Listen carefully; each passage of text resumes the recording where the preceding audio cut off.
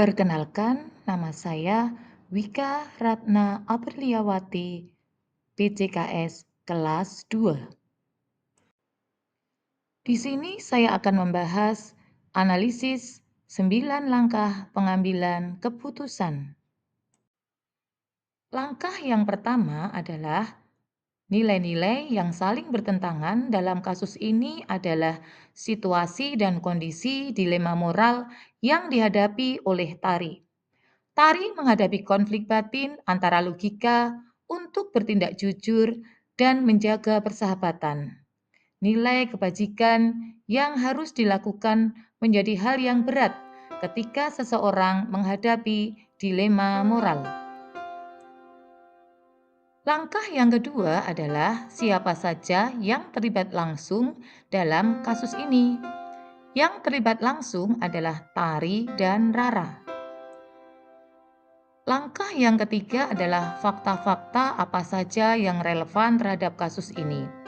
Fakta yang relevan adalah 1.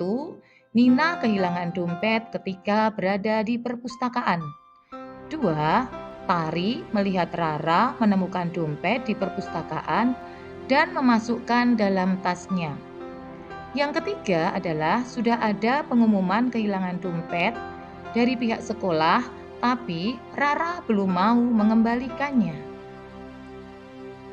Langkah yang keempat adalah pengujian benar atau salah yang dilakukan dalam kasus ini adalah uji regulasi. Uji regulasi dapat dilakukan karena menurut etika dan aturan, barang yang bukan miliknya harus dikembalikan kepada pemilik aslinya. Selanjutnya, langkah yang kelima adalah pengujian paradigma benar lawan benar. Yang dapat dilakukan dalam kasus ini adalah kejujuran atau hubungan pertemanan. Kejujuran Tari yang melihat kejadian ini di perpustakaan dan kejujuran Rara untuk mengembalikan dompet Nina.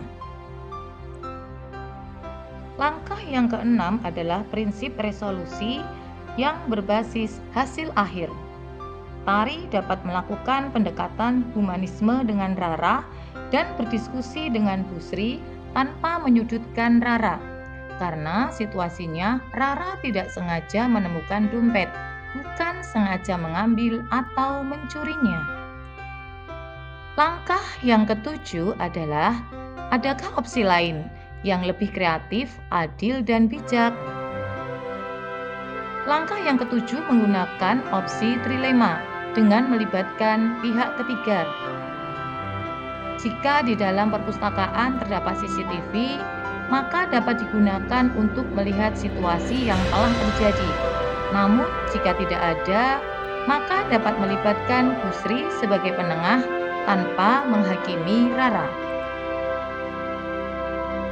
Langkah yang kedelapan adalah keputusan akhir yang diambil sesuai dengan analisis kasus ini adalah Tari mendiskusikan dengan Busri bahwa ia melihat Rara menemukan dompet Nina di perpustakaan tanpa melibatkan Rara saat berdiskusi dengan Busri.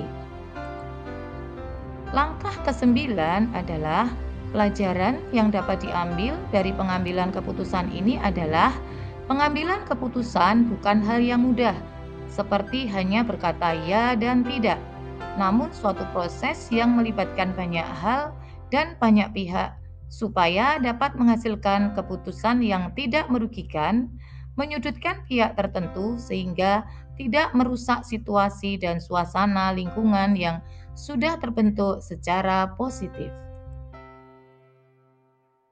Sekian dan terima kasih.